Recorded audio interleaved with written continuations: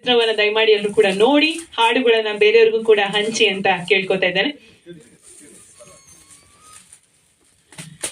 ಶರಣರ ಶಕ್ತಿ ತಡಿವ್ಯಾರ ನೋಡು ಅನ್ನುವಂತಹ ಅಡಿಬರಹದಲ್ಲಿ ಚಿತ್ರವನ್ನ ಬಹಳ ಸುಂದರವಾಗಿ ಶೀರ್ಷಿಕೆಯನ್ನ ಡಿಸೈನ್ ಮಾಡಿದ್ದಾರೆ. ಚಿತ್ರತಂಡಕ್ಕೆ ಒಳಿತಾಗ್ಲಿ. ನಮ್ಮ ಅತಿಥಿಗಳು ಕೂಡ ಶುಭವನ್ನ ಹಾರೈಸಿದ್ದಾರೆ. ದಯಮಾಡಿ ಚಿತ್ರತಂಡಕ್ಕೆ ಎಲ್ಲರೂ ಕೂಡ ಒಂದು ಶುಭಾಶಯವನ್ನ ಸಲ್ಲಿಸಬೇಕು ಪ್ಲೀಸ್.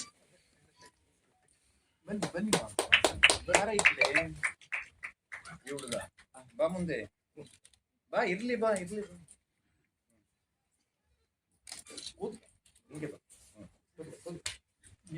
ನೋಡಪ್ಪ, ಇದು ಕರೆಕ್ಟ್ ಪೋಸ್. ಇಬ್ರು ಹುಡುಗರು ಟೀಮ್ ಅವ್ರು ಬನ್ನಿ ಪ್ಲೀಸ್. ಏನು ಅಂತಂದ್ರೆ ಅನುಭವ ಮಂಟಪ, ಬಸವಣ್ಣ, ಇವೆರಡು ವಿಷಯಗಳನ್ನ ಇಟ್ಕೊಂಡ್ರೆ ಏನ್ ಸಬ್ಜೆಕ್ಟ್ ಮಾಡ್ಬೋದು ಅಂತ ಯೋಚನೆ ಮಾಡಿದ್ವಿ. ನನ್ನ ಸಿನಿಮಾದಲ್ಲಿ 12ನೇ ಶತಮಾನದಲ್ಲಿ ಬಸವಣ್ಣ ಅನ್ನೋ ಹೆಸರು ಎಷ್ಟು ಆಕರ್ಷಿತ ಇತ್ತು. ಯಾಕಂದ್ರೆ ನಾವು ಎಲ್ಲೇ ಸ್ಟಾರ್ಟ್ ವಚನಗಳು ಅಂತ ನೋಡಿದ ತಕ್ಷಣ 12ನೇ ಶತಮಾನ ಅಂತ ಬಂದ್ಬಿಡುತ್ತೆ. ಸೊ ಬಸವಣ್ಣನ ಹುಡ್ಕೊಂಡು ಎಷ್ಟು ಜನ ಎಲ್ಲೆಲ್ಲಿಂದ ಬಂದರು. ಮೂಳಿಗೆ ಮಾರಯ್ಯನವ್ರು ಬಂದರು, ಕಾಶ್ಮೀರ ರಾಜ ಬಂದರು, ಅಫ್ಘಾನಿಸ್ತಾನಿಂದ ಮರುಳಶಂಕರ ದೇವ ಅವರು ಬಂದರು. ಹೀಗೆ ವಿಶ್ವಾದ್ಯಂತ ಹೆಸರುವಾಸಿ ಅಂತ ಬಸವಣ್ಣ ನಮ್ಮೂರವನು, ನಮ್ಮ ಕಡೆಯವರು ಅನ್ನೋದು ನಮಗೆ ಬಹಳ ಮನಸ್ಸಿಗೆ ನಾಡ್ತು. ಹಾಗಾಗಿ ಇದನ್ನೇ ನಾವು ಒಂದು ಸಬ್ಜೆಕ್ಟ್ ಮಾಡಬೇಕು ಅಂತಂದು first half of the cinema ಯಾಕೆ ಎಲ್ಲ ಶರಣರು ಅನುಭವ ಮಂಟಪಕ್ಕೆ ಬಂದರು, ಅನುಭವ ಮಂಟಪದಲ್ಲಿ ಬಸವಣ್ಣನ ಅವತಾರ ಹೆಂಗಿತ್ತು. ನಾವೆಲ್ಲ ಈಗ ಬಸವಣ್ಣ ಅಂದ ತಕ್ಷಣ ದೇವರು ಕೈ ಮುಗಿಬೇಕು, ಧ್ಯಾನ ಮಾಡಬೇಕು, ಆ ಥರ ಇರಲಿಲ್ಲ ಬಸವಣ್ಣನ ವ್ಯವಸ್ಥೆ ಅಂತ ನಾನು ನೋಡಿದ್ದು. ಬಸವಣ್ಣ ಅಂದರೆ ಕಾಯಕ. ಯಾರೇ ಅನುಭವ ಮಂಟಪಕ್ಕೆ ಬರಲಿ, ಕಲ್ಯಾಣಕ್ಕೆ ಯಾರೇ ಬರಲಿ, 3 ದಿನ ಅಷ್ಟೇ ಸುಮ್ಮನೆ ಕೂತ್ಕೋಬೋದು. 3ನೇ ದಿನಕ್ಕೆ ಅವ್ರು ಕಾಯಕ ಹುಡುಕ್ಲೇಬೇಕು. ಕಾಯಕ ಹುಡುಕಿದ ಮೇಲೆ ಇಲ್ಲ ನಮಗಿಲ್ಲ ಅಂತಂದ್ರೆ ಅವರೇ ಒಂದು ಕಾಯಕ ವ್ಯವಸ್ಥೆ ಮಾಡ್ತಿದ್ರು. ಆಮೇಲೆ ಭಾಳ ಜನಕ್ಕೆ ಬಸವಣ್ಣನ ಹೆಸರೇ ಪ್ರಚಲಿತ ಆಗಿತ್ತು. ನಾವು ಮಡಿವಾಳ ಮಾಚಯ್ಯ ಕಲ್ಯಾಣಕ್ಕೆ ಬಂದಾಗ ಆ ಸೀನನ್ನು ತೋರಿಸಿದ್ದೀನಿ. ಮಡಿವಾಳ ಮಾಚಯ್ಯ ಬರ್ತಾರೆ, ಡೋಹರ್ ಕಕ್ಕಯ್ಯ ಅವ್ರು ಬರ್ತಾರೆ, ಅವ್ರಿಗೆ ಬಸವಣ್ಣನ ಹೆಸರಷ್ಟೇ ಗೊತ್ತಿರುತ್ತೆ, ಮಕ ನೋಡ್ರಲ್ಲ. ಅಲ್ಲೇ ಬಸವಣ್ಣ ಆದರೂ ಸಹಿತ ಬಸವಣ್ಣನೆಂಬ ಹೆಸರೇ ನನಗೊಂದು ಸಾಕು ಅಂತ ಅವನ ಮುಂದೆ ಹೇಳ್ತಾರೆ. ಇವು ಚನ್ನಬಸವಣ್ಣ ಅವ್ರು ಕೇಳ್ತಾರೆ, ನೀವು ನೋಡಿದಿರ ಬಸವಣ್ಣನ ಅಂತಂದು. ಇಲ್ಲ ಬಸವಣ್ಣನ ನೋಡಿಲ್ಲ ನಾನು, ಬಟ್ ಕೇಳಿದ್ದೀನಿ ಅಂದು. ಸೊ ಅಷ್ಟು ಸುಮಾರು ಪುಸ್ತಕಗಳಲ್ಲಿ ಅದು ಉಲ್ಲೇಖ ಆಯಿತು. ಅಂದರೆ ಬಸವಣ್ಣನ ಹೆಸರೇ ಅಷ್ಟು ಪವರ್ಫುಲ್ ಇತ್ತು ಆವಾಗಿನ ಕಾಲದಾಗೆ ಅನ್ನೋದನ್ನು ನಾವು ನಮ್ಮ ಚಿತ್ರದಲ್ಲಿ ಹೈಲೈಟ್ ಮಾಡಿದ್ದೀವಿ. ಆಮೇಲೆ ಆ್ಯಸ್ ಯೂಶುವಲ್ ಕಲ್ಯಾಣ ಕ್ರಾಂತಿ ಆದಮೇಲೆ ವಚನ ಸಾಹಿತ್ಯ ರಕ್ಷಣೆ ಮಾಡೋಕ್ಕೆ ಇವ್ರು ಏನು ಪೇಚಾಡಿದ್ರು, ಎಲ್ಲೆಲ್ಲಿ ವಚನಗಳನ್ನು ಬಚ್ಚಿಟ್ರು, ಆಮೇಲೆ ಅದನ್ನು ಯಾವ ರೀತಿ ಜನಕ್ಕೆ ಸ್ಪ್ರೆಡ್ ಮಾಡಿದರು, ಇದು ನಮ್ಮ ಕಥಾಹಂದರ. ಸೊ ಎಲ್ಲ ಆದಮೇಲೆ ಚನ್ನಬಸವಣ್ಣನ ಸಾಹಿತ್ಯದಾಗ ಉಳಿವಿ ಮುಟ್ಟುತ್ತೆ. ಉಳಿವಿ ಮುಟ್ಟಿದ ಮೇಲೆ ಚನ್ನಬಸವಣ್ಣವ್ರು ಲಿಂಗೈಕ್ಯ ಆಗ್ತಾರೆ. ಮುಂದೆ ನಾಗಮ್ಮ ಅಂಡ್ ಟೀಮ್ ಅದನ್ನು ಹೆಂಗೆ ತಗೊಂಡು ಮುಂದೆ ಹೋತು ಅನ್ನೋದು ಕತೆ. ಸೊ ನಮ್ಗೇನಾಗಿತ್ತು, ತೀರಾ ನಾವು ಕಥಾವಸ್ತು ಆರ್ಟ್ ಮೂವಿ ಥರ ಮಾಡೋದು ಬೇಡ ಅಂತ ನಾವು ಸ್ವಲ್ಪ ಕಮರ್ಷಿಯಲ್ ಆಸ್ಪೆಕ್ಟ್ ಯೂಸ್ ಮಾಡಿದ್ವಿ. ಸೊ ನಮ್ಮದು ಶರಣರ ಶಕ್ತಿ ತಡಿವೇರ ನೋಡು ಅಂತ. ತಡಿವೇರ ನೋಡು ಅಂತಂದ್ರೆ ಭಾಳ ಜನಕ್ಕೆ ಏನಿತ್ತು ಅಂದರೆ ಕಲ್ಯಾಣ ಕ್ರಾಂತಿ ಆದಾಗ ರಾತ್ರಿ ಕಲ್ಯಾಣನ ಶರಣರು ರಾತ್ರಿ ಬಿಟ್ಟರು ಅನ್ನೋದು ಒಂದು ವಾದ ಇತ್ತು. ಅದಕ್ಕೆ ಬಸವಣ್ಣ ಸಿದ್ದರಾಮೇಶ್ವರರು ಅಲ್ಲಮ್ಮ ಪ್ರಭುಗಳು ಕೂತು ಇದನ್ನು ವಿಚಾರ ಮಾಡ್ತಾರೆ, ಏನು ಮಾಡ್ಬೇಕು ಮುಂದೆ ಅಂದಾಗ. ಅವಾಗ ಚನ್ನಬಸವಣ್ಣ ಹೇಳೋ ವರ್ಡ್ ಅದು, ಶರಣರು ಅಂತಂದ್ರೆ ನಿಂತು ಕೊಳೆಯ ನೀರಲ್ಲ, ಯಾವಾಗಲೂ ಜಲಧಾರೆ ಅದು. ನಮ್ಮ ಸಾಂಗು ಮಾಡಿದ್ವಿ ಅದನ್ನು. ಸೊ ಅದನ್ನು ನಿಮಗೆ ಗೊತ್ತಾಗಬೇಕು ಅಂತಂದ್ರೆ ನೀವು ಶರಣರನ್ನ ತಡೆಯು ನೋಡಬೇಕು ಅಂತ. ಸೊ ಶರಣರನ್ನ ತಡೆಯುದ್ರೆ ಏನಾಗುತ್ತೆ ಅನ್ನೋದು ಮೋಳಿಗೆ ಮಾರಯ್ಯಂಗೆ ಗೊತ್ತಾಗುತ್ತೆ. ಸೂಳೆ ಸಂಕವ ಅಂದರೆ ಸಂಕವ ಅಂತ ಸೂಳೆ ಅಂತ ಅನ್ನಕ್ಕಿನ್ನ ಮಹಾಶರಣೆ ಸಂಕವ ಅಂತಂದು ದೊಡ್ಡ ಶರಣೆ ಆಗ್ತಾಳೆ. ಅದು ನಮ್ಮ ಸಿನಿಮಾದಲ್ಲಿ ತೋರಿಸಿದ್ವಿ. ಆಮೇಲೆ ತಳವಾರ ಕಾಮಿದೇವ ಅಂತ ಶರಣರು, ಅವ್ರು ಯಾಕೆ ಕಲ್ಯಾಣಕ್ಕೆ ಬಂದರು. ಆಮೇಲೆ ನಮ್ಮ ಉಳಿದ ಎಲ್ಲ ಶರಣರುಗಳು ಮಾದಾರ ಚೆನ್ನೈ ಇರ್ಬೋದು. ಸೊ ಈ ಶರಣರನ್ನ ಹಿಡಿದು ನಾವು ಶರಣರ ಶಕ್ತಿ ಅಂತಂದು ಒಂದು ಶೀರ್ಷಿಕೆ ಮಾಡಿದ್ದೀವಿ. ತಾವೆಲ್ಲರೂ ನಮ್ಗೆ ಆಶೀರ್ವದಿಸಬೇಕು ಅಂತಂದು ಈ ಮೂಲಕ ವಿನಂತಿ ಮಾಡ್ತೀನಿ. ಪ್ರಶ್ನೆಗಳಿದೆಯಾ ಸರ್? ಹುಬ್ಳಿಯಲ್ಲಿ ಮಾಡಿದ್ವಿ ಸರ್.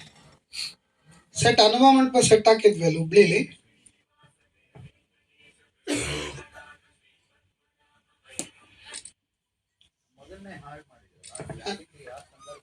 ಸರ್ ಅಲ್ಲಿ ಮಹಾಶರಣೆ ಸಂಕವ ಅಂತಂದು ಒಬ್ಬ ಅಂದ್ರೆ ಅನ್ಬಾರ ಸೂಳೆ ಸಂಕವ ಅಂತ ಇರ್ತಾಳೆ ಸರ್. ಅಲ್ಲಿಗೆ ಮುಗ್ಧ ಸಂಗಯ್ಯ ಅನ್ನೋ ಒಬ್ಬ ಶರಣ ಬಂದು ಅವಳಿಗೆ ಲಿಂಗ ದೀಕ್ಷೆ ಕೊಟ್ಟು ಅವಳಿಗೆ ವಿಭೂತಿ ಹಚ್ಚಿ ಅವಳಿಗೆ ಸರ ಹಾಕಿ ಅವಳನ್ನ ಅಂದ್ರೆ ತಾಯಿ ಅವ್ವ ಮಹಾಶರಣಿ ಅಂತ ಅಂದು ಬರ್ತಾನೆ ಸರ್. ಅದು ನೆಕ್ಸ್ಟ್ ಸೀನ್ ಅದಿದೆ. ಸೊ ಅವಳು ಸೀದಾ ಬಸವಣ್ಣನ ಹತ್ರ ಬಂದು, ಅಯ್ಯೋ ನನಗೆ ಇಷ್ಟು ದಿನ ನನ್ನ ಸತ್ತಿರ ತಾಯ್ತನನ ಎಬ್ಸಿದಂಥ ಶರಣರು ನೀವು, ನನಗೂ ಲಿಂಗ ದೀಕ್ಷೆ ಕೊಡು ಅಂತ ಲಿಂಗ ದೀಕ್ಷೆ ತಗೊಂತೇಳಿ ಸರ್. ಸೊ ಇದು ಫಸ್ಟ್ ಹಾಫ್ ಅಲ್ಲಿ ಆ ಥರ ಬರುತ್ತೆ. ಆಮೇಲೆ ಅವಳು ಬಂದು ಮಹಾಶರಣೆ ಆಗೋದು ನಾ ಸೀನಲ್ಲಿ ಬರುತ್ತೆ ಸರ್ ಅದು. ಸೊ ಹಂಗಾಗಿ ಅವಳನ್ನ ತೋರ್ಸಕ್ ಆ ಥರ ಮೇಲ ಜಾತಿ ಈ ಥರದ್ದು ಯಾವುದನ್ನು ಯಾವ ಪದಗಳನ್ನು ನಾವು ಬಳಸಿಲ್ಲ. ಎಲ್ಲ ಕಡೆನೂ ಅಂದ್ರೆ ಸುಮಾರು ಒಂದು 7-8 ಕಡೆ ಫಿಲ್ಟರ್ ಆಗಿ ಆಮೇಲೆ ಎಲ್ಲ ಇವರಿಗೆ ಕತೆಗಳನ್ನು ಹೇಳಿ ಆಮೇಲೆ ಇದನ್ನ ಶೂಟಿಂಗ್ ಸ್ಟಾರ್ಟ್ ಮಾಡಿದ್ವಿ ಸರ್. ಶೂಟಿಂಗ್ ಎಲ್ಲ ಆಗಿದೆ ಸರ್, ಶೂಟಿಂಗ್ ಆಗಿದೆ, ರೀ ರೆಕಾರ್ಡಿಂಗ್ ಆಗಿದೆ, ಸೆನ್ಸರಿಗೆ ಕಳಿಸ್ಬೇಕು ಸರ್. ನೆಕ್ಸ್ಟ್ ಸರ್ ಶೋ ಹಾಕ್ಬೇಕು ಸರ್. ಹೌದು ಸರ್, ಹಾಕ್ತೀವಿ ಸರ್, ಎಲ್ಲರಿಗೂ ಹಾಕ್ತೀವಿ ಸರ್. 40 days sir. ಹಾಂ ಸರ್, ನಾನು ಮೊದಲು ವಜ್ರೇಶ್ವರಲ್ಲಿ ಅಸೋಸಿಯೇಟ್ ಡೈರೆಕ್ಟರ್ ಕೆಲಸ ಮಾಡಿದ್ದೆ ಸರ್ 2010 ತನಕ ಮಹೇಶ್ ಬಾಬು ಅವ್ರ ಹತ್ರ. ಆಮೇಲೆ ನಡುವೆ ಬಿಟ್ಟು ಅಂದ್ರೆ ಹುಬ್ಳಿಗೆ ಸೆಟ್ಲ್ ಆಗ್ಬಿಟ್ಟು ನಾವು ಸಿನಿಮಾ ಇಂಡಸ್ಟ್ರಿ ಬೇಡ ಅಂತ. ಮತ್ತೆ ಗುಡಿಯರೆಲ್ಲ ಕರೆದು ಇಲ್ಲ ಇದೊಂದು ಸಿನಿಮಾ ಮಾಡ್ರಿ ನೀವು ಅಂದಿದ್ದಕ್ಕೆ ಮತ್ತೆ ಮರಳಿ ಮಣ್ಣಿಗೆ ವಾಪಸ್. ಅದಕ್ಕೆ ಕಮರ್ಷಿಯಲ್ ಹಾಡಾಕಿ ಟ್ರೈ ಮಾಡಿದೀನಿ ಸರ್, ಮತ್ತೆ ಹೊಡಿತಾರೆ ಅಂತಂದು ಕಡಿಮೆ ಮಾಡಿದೆ. ತೀರಾ ಕಮರ್ಷಿಯಲ್ ಹೋಗೋದು ಅಂದ್ರೆ ಇದು ವಾಪಸ್ ಕಮ್ ಬ್ಯಾಕ್ ಬಸವಣ್ಣನ್ನೇ ತೊಗೊಂಡ್ಬರ್ಬೇಕು ಅಂತಂದು ಒಂದು ಆಸೆ ಇತ್ತು ಸರ್. ಹಂಗಾಗಿ ಬಳಸಿದೀವಿ ಸರ್, ಬಟ್ ಯಾವುದೇ ವಚನಗಳನ್ನ ಹಾಡುಗಳ ತರ ಯೂಸ್ ಮಾಡಿಲ್ಲ ಸರ್. ಅಂದ್ರೆ ನಮ್ಗೆ ಬಹಳ ಡ್ರ್ಯಾಗ್ ಆಗುತ್ತೆ ಅದು ಅಂತಂದು ಅನಿಸ್ತು. ಅಂದ್ರೆ ಇವ್ರು ಆ ವಚನ ಹಾಡುಗಳ ತರ ಹೇಳೋದಕ್ಕಿಂತ ಆ ವಚನದ ಅರ್ಥ ಹೇಳ್ಬೇಕು ಅಂತ ಕರೆಕ್ಟ್ ಸನ್ನಿವೇಶಕ್ಕೆ ತಕ್ಕಂಗೆ. ಅನುಭವ ಮಂಟಪದಲ್ಲಿ ಅಕ್ಕಮಾದೇವಿ ಬಂದಾಗ ಬಹಳ ಕಡೆ ಹಾಡುಗಳು ಬಳಸಿದ್ರು ಸರ್. ನಾವು ಹಾಡಲ್ಲ, ಅಕ್ಕಮಾದೇವಿ ಮತ್ತೆ ಅಲ್ಲಮ್ಮ ಪ್ರಭುಗಳದ್ದು ವಚನ ತರನೇ ಅವರಿಬ್ರದ್ದು ಡಿಸ್ಕಷನ್ ಆಗುತ್ತೆ ಸರ್. ಕಲ್ಯಾಣ ಸರ್ ಬರ್ದಿದ್ದ ಪುಸ್ತಕಗಳು, ಆಮೇಲೆ ಉತ್ತರ ಕನ್ನಡದ ಗಾಯಕರನ್ನೇ ಆಯ್ಕೆ ಮಾಡ್ಕೊಡಿ. ಯಾಕಂದ್ರೆ ಅಲ್ಲಿಂದ ಭಾಷಾ ಶೈಲಿ ಬೇಕಿತ್ತು. ಹಾಗಾಗಿ ಬೇಗನಹಳ್ಳಿ ಹಾಡು ಮತ್ತೆ ವಿಶಾಖ ಅಂತ ಇಬ್ರು ಸಿಂಗ್ ಆಡಿದ್ದಾರೆ. ಆಮೇಲೆ ಬಿಟ್ ಸಾಂಗ್ಸ್ ಎಲ್ಲ ಅಂದ್ರೆ ಸಿನಿಮಾಲಿ ಬಿಟ್ ಸಾಂಗ್ಸ್ ಎಲ್ಲ ಬರುತ್ತೆ. ಅದು ಶಿವಾನಂದ್ ಸಾಲಿಮಠು, ವಾಣಿ ಮರ್ದೂರು, ಪ್ರಾಂಜಲಿ ಸಾಲಿಮಠು ಮತ್ತೆ ಸೋಹಾನಿ ಸಾಲಿಮಠ, ಅದು ಎಷ್ಟು ಜನ ಆಡಿದ್ದಾರೆ ಸರ್. ಬಿಟ್ಗಳು ಬರ್ತಾ ಇರುತ್ತೆ ಸಿನಿಮಾ ಬ್ಯಾಕ್ಗ್ರೌಂಡ್ ಸ್ಕೋರ್ ಜೊತೆ ಬರ್ತಾ ಇರುತ್ತೆ sir. Complete sir, songs background score complete sir. ಈ ಸಿನಿಮಾ ಚೆನ್ನಾಗಿದೆ ಸರ್. ರೆಗ್ಯುಲರ್ ನಾವು ಬೇರೆ ಸಿನಿಮಾಗಳು ಹಳೆ ಸಿನಿಮಾಗಳು ನೋಡ್ತಾ ಇಲ್ವಾ, ತುಂಬಾ ಉತ್ಸಾಹಿ ಬಸವಣ್ಣ ನೋಡ್ಬೋದು. ಇಲ್ಲಿ ತುಂಬಾ ಉತ್ಸಾಹಿ ಬಸವಣ್ಣ ನೋಡ್ಬೋದು ಸರ್. ಈ ಸಿನಿಮಾ ಚೆನ್ನಾಗಿ ಆಗಿದೆ ಸರ್. ಪಾತ್ರ ನಿಭಾಯಿಸಿದ್ದು ಹೇಗೆ ಅನ್ನಿಸ್ತು ಸರ್ ತಮ್ಮ ಸಿನಿಮಾದ ಬಗ್ಗೆ, ಪಾತ್ರದ ಬಗ್ಗೆ? ಎಲ್ಲರಿಗೂ ಶರಣಾರ್ಥಿಗಳು. ನಾನು ಉತ್ತರ ಕರ್ನಾಟಕದಲ್ಲಿ ಡ್ರಾಮಾ ಆರ್ಟಿಸ್ಟ್ ಆಗಿ ಬಹಳಷ್ಟು ಡ್ರಾಮಾದಲ್ಲಿ ಮೊದಲೇ ಆಕ್ಟ್ ಮಾಡ್ತಾ ಇದ್ದೆ. ನಂದು ಇದು 6ನೇ ಚಲನಚಿತ್ರ. ಸಣ್ಣ ಪುಟ್ಟ ಒಂದು ಪಾತ್ರಗಳಲ್ಲಿ ನಾನು ಮಾಡ್ತಾ ಇದ್ದೆ. ನನಗೆ ಇದೊಂದು ನಿಜವಾಗ್ಲೂ ನೀವು ಹೇಳ್ದಂಗೆ ಸವಾಲಿನ ಒಂದು ಸಿನಿಮಾ. ನಾನು ಲಿಂಗಾಯತ್ ನಿಜವಾಗ್ಲು, ಬಟ್ ಲಿಂಗಾಯತ್ ಇದ್ರೂ ಕೂಡ ನಮಗೆ ನಮ್ಮ ಈ ಸಂಸ್ಕೃತಿ, ಈ ವಚನ ಸಾಹಿತ್ಯ, ಈ ಪದ್ಧತಿ ಹೆಂಗ್ ಬೆಳೆದ್ ಬಂತು ಅಷ್ಟು ನಾವು ಡೀಪ್ ಆಗಿ ಹೋಗಿರ್ಲಿಲ್ಲ. ಬಟ್ ಯಾವಾಗ ಈ ಫಿಲ್ಮ್ ಮಾಡಾಕತ್ವಿ ಅವಾಗ ನಮಗೆ ನಮ್ಮ ಒಂದು ಧರ್ಮದ ಬಗ್ಗೆ ನಮಗೆ ಹೆಚ್ಚಿನ ಅನುಭವ ಬಂತು ಅಂತ ನಾನು ಹೇಳಿಕ್ಕೆ ಇಷ್ಟಪಡ್ತೀನಿ. ನಿಜವಾಗ್ಲೂ ಈ ಫಿಲ್ಮ್ನ ನಾನು ಲಿಂಗಾಯತಾಗ ಹುಟ್ಟಿ, ಅಥವಾ ಲಿಂಗಾಯತ್ ಅಂದ್ರೇನೆ ಶರಣರು, ಲಿಂಗಾಯತ್ ಅಂತ ಅಲ್ಲಿ ಡಿಫ್ರೆನ್ಶಿಯೇಟ್ ಮಾಡೋದೇ ಬೇಡ. ಯಾಕಂದ್ರೆ ಶರಣರು ಅಂತ ಒಂದು ಶಕ್ತಿ ಅಂತ ಅನ್ನೋದನ್ನ ಈ ಚಿತ್ರದಲ್ಲಿ ನೀವು ನೋಡಬಹುದು. ಈ ಒಂದು ಕ್ಯಾರೆಕ್ಟರ್ ನಾನು ಕೊಟ್ಟಿದ್ದಕ್ಕೆ ದಿಲೀಪ್ ಶರ್ಮಾ ಅವ್ರಿಗೆ ತುಂಬಾ ಧನ್ಯವಾದಗಳನ್ನ ಹೇಳ್ತಾ ಇದ್ದೀನಿ. ಎಲ್ಲರೂ ದಯವಿಟ್ಟು ಇದನ್ನ ನೋಡ್ಬೇಕು. ಹೊಸ ಜನರೇಷನ್ಗೆ ಏನ್ ಬೇಕು, ಹೊಸ ಜನರೇಷನ್ಗೆ ಬಸವಣ್ಣನ ಯಾವ ರೀತಿ ತೋರಿಸ್ಬೇಕು ಅನ್ನೋದನ್ನ ನಾವು ಈ ಚಿತ್ರದ ಮೂಲಕ ತೋರಿಸ್ಲಿಕ್ಕೆ ನಮ್ಮ ಡೈರೆಕ್ಟರ್ ಅವರು ಇದು ಮಾಡಿದ್ರೆ, ನನ್ನ ಕಡೆಯಿಂದ ಏನ್ ಸಾಧ್ಯ ಅದೆಯೋ ಅಷ್ಟು ನಾನು ಅಭಿನಯಿಸ್ಲಿಕ್ಕೆ ಪ್ರಯತ್ನ ಪಟ್ಟೀನಿ ಅಂತ ಹೇಳ್ತಾ ಇದ್ದೀನಿ.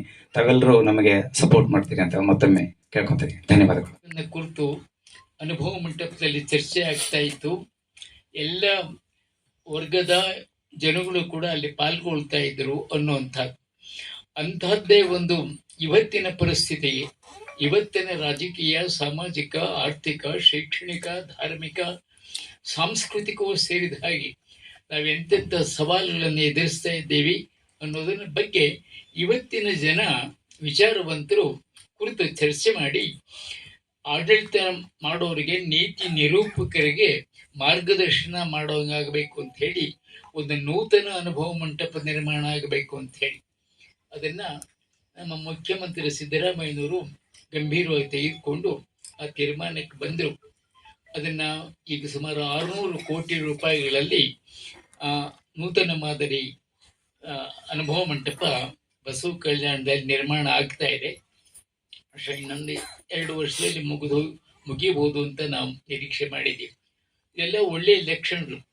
ಇವತ್ತು ಬಸವಣ್ಣನ ವಿಚಾರಧಾರೆ ಸಾರ್ವಕಾಲಿಕ ಅಂತ ಸ್ವಾಮೀಜಿ ಹೇಳಿದ ಸಾರ್ವಕಾಲಿಕವಾದನ್ನೋ ಕಾರಣಕ್ಕಾಗಿ ಇವತ್ತು ಎಲ್ಲರೂ ಕೂಡ ಬಸವಣ್ಣನ ನಾಯಕ, ಕಲ್ಚರಲ್ ಲೀಡರ್, ಸಾಂಸ್ಕೃತಿಕ ನಾಯಕ ಅಂತ ಒಪ್ಕೊಂಡಿದ್ದಾರೆ. ವಿಶ್ವದ ಅನೇಕ ವಿದ್ವಾಂಸರು ಹೇಳಿದ್ದಾರೆ, ಅನುಭವ ಮಂಟಪವನ್ನ ಪ್ರಪಂಚದ ಮೊದಲನೆಯ ಧಾರ್ಮಿಕ ಸಂಸತ್ತು ಅಂತ ಹೇಳಿದ್ದಾರೆ. ಅದು ರಿಲಿಜಿಯಸ್ ಪಾರ್ಲಿಮೆಂಟ್ ಅಂತ ಹೇಳಿದ್ದಾರೆ. ಅದನ್ನು ಆ ದೃಷ್ಟಿಯಿಂದ ಇವತ್ತಿನ ಪರಿಸರದಲ್ಲಿ ಅದನ್ನು ನಾವು ವಿಚಾರ ಮಾಡುವಂತಹ ಒಂದು ಅವಕಾಶ ಈ ಚಿತ್ರದ ಮೂಲಕ ಆಗಿದೆ ಅಂತ ನಾನು ನಿರೀಕ್ಷೆ ಮಾಡಿದ್ದೇನೆ. ಒಳ್ಳೆಯದಾಗಲಿ ನಿಮಗೆಲ್ಲ, ನಿರ್ದೇಶಕರಿಗೆ, ಸಂಗೀತಗಾರರಿಗೆ, ನಿರ್ಮಾಪಕರಿಗೆ ಒಳ್ಳೆಯದಾಗಲಿ. ಇನ್ನೊಂದು ತಲೆ ಇದೆ, ಇದು ಮಾತಾಡ್ಬಿಟ್ರೆ ಕಂಪ್ಲೀಟ್ ಆಗ್ಬಿಡುತ್ತೆ.